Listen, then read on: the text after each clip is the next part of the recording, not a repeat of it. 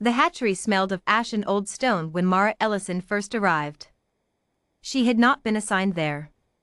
No one had assigned her anywhere, she had simply followed the screaming, the way she always did, the way that had gotten her 3 broken ribs in the siege of Kelver, a dislocated shoulder at the border of Neth, and a scar across her jaw that she never bothered explaining to anyone. The screaming led her places. That was enough reason. The hatchery doors had been blown inward. Splinters the size of her forearm were embedded in the opposite wall. Whatever had struck them had done so with contempt, the strike of something that did not expect resistance. Mara stepped through. Inside, 17 eggs. Pale gold, veined with deep crimson. Dragon eggs. She had never seen them before, few humans had, but she recognized them the way she recognized danger, the way she recognized hunger. Something old in her blood said, "Protect." 3 raiders were already inside. They wore the black and gray of the Shattered Covenant, the faction that had decided that controlling dragon hatchlings was worth starting a war over. They were large men. Armed. One of them held a sack already half full of eggs. Mara drew her blade. "Put them down," she said. The lead raider, a broad-shouldered man with a shaved head and a scar bisecting his upper lip, looked at her the way people often looked at Mara Ellison. With amusement. With the particular condescension reserved for small women holding swords in doorways. "Sheet it, girl," he said. "Walk away." Mara did not walk away. What followed was not a glorious battle. It was not clean or elegant.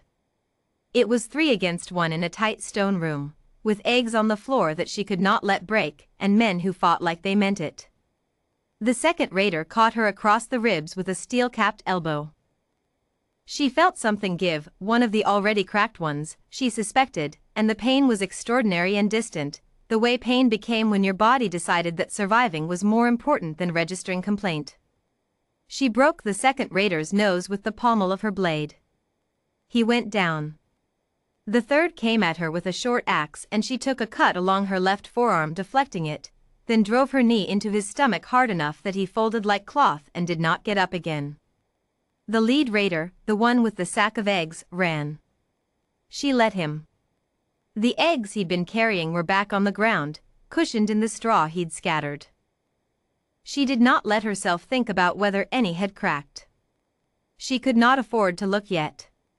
She pressed her back against the wall beside the hatchery door and listened. More footsteps outside. She counted them by sound. 4, maybe 5. Mara Ellison sat down on the floor, not by choice, but because her legs had opinions about the rib situation, and propped her back against the wall facing the door. Her sword was across her knees. Her left arm was bleeding steadily and she pressed it against her side. She waited. The next 3 hours were not something she would later describe in detail. She fought twice more, once when 2 Covenant soldiers tested the door and found her still there, which surprised them more than she expected, and once near the 2nd hour when a larger group attempted a coordinated entry from the far ventilation shaft. She had not expected the shaft.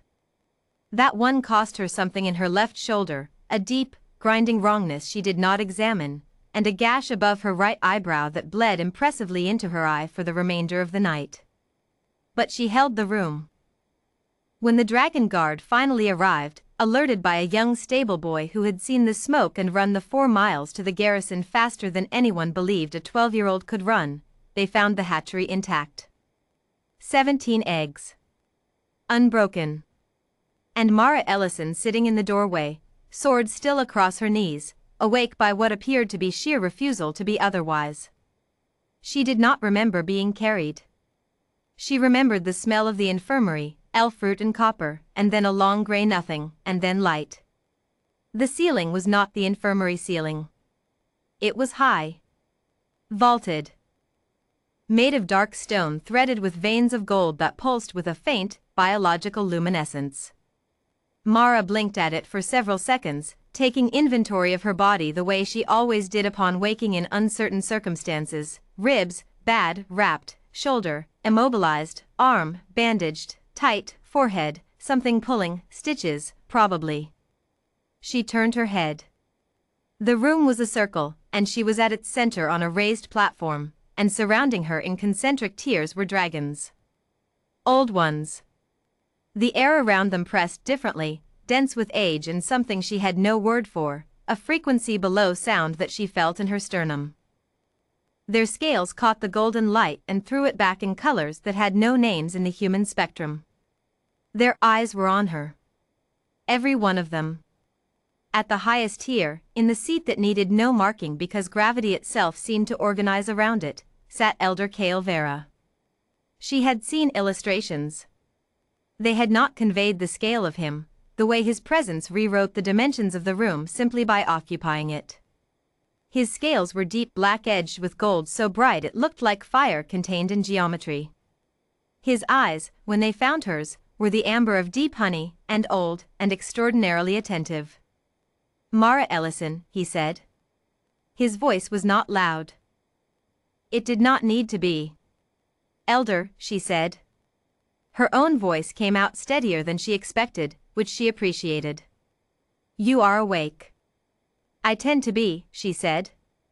Eventually. Something moved through the council, not sound exactly, but the draconic equivalent of a murmur.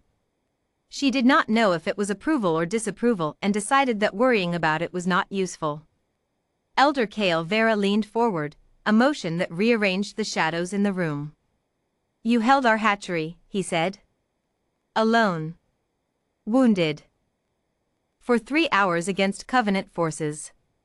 There was no one else available." "There is never anyone else available," said a voice from the second tier, a younger dragon, rose-scaled, whose tone carried something edged. "That is the nature of crisis. The question is what one does within it." "I did what was in front of me," Mara said. "You nearly died," Elder Kael said. "Yes." She paused. "But I didn't." The amber eyes studied her. There was something in them she had not expected, not gratitude exactly, and not awe. Something more careful than either. The look of a being updating its models. "We have debated," the elder said, "how to understand your kind. For centuries. You are fragile creatures. Your lives are brief. Your bones break. Your blood runs too freely." He tilted his great head, just slightly. "And yet." "And yet," Mara agreed.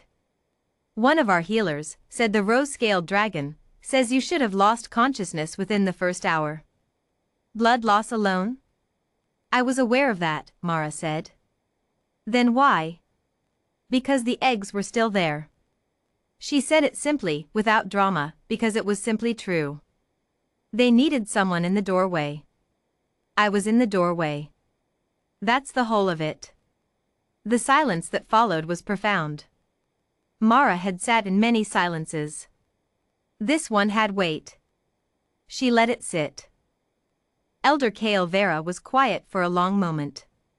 When he spoke again, his voice was different, not softer exactly, but more deliberate. As though each word was being chosen from a very large collection and he was being careful. "We have guarded our own hatchlings for 10,000 years, he said. "We have never before asked another species to stand at that door." "You didn't ask," Mara pointed out. "No." And something shifted in his expression, something old and, she thought, almost wondering. "You simply came." "I heard screaming." "You heard screaming," he repeated, as if trying to locate where in 10,000 years of accumulated wisdom that sentence fit. It didn't, she suspected. That was fine. New things happened. New sentences got made. "The hatchlings will remember your scent," Elder Kael said. "When they wake. They will know you as the one who stood at the door." He paused. "As will we." Mara nodded once. Her ribs complained about the motion. She ignored them. "The council," said the elder, "would like to offer you a formal designation. A title, in the old tongue, for which the nearest human translation is," he paused, and something that might have been consideration passed across his ancient face. she who did not move. Mara Ellison, who had been called many things in her life, stubborn, reckless, unreasonably difficult to incapacitate, looked up at the council of elders in their tiers of gold and shadow and scale, and thought about a stone floor and a sword across her knees and 17 eggs at her back. "I'll take it," she said. Later, much later, when the hatchlings cracked their shells and stumbled blinking into the world, the first thing each of them did was follow a scent that led to a particular woman in a particular corridor. She was not surprised. She was simply there. She tended to be.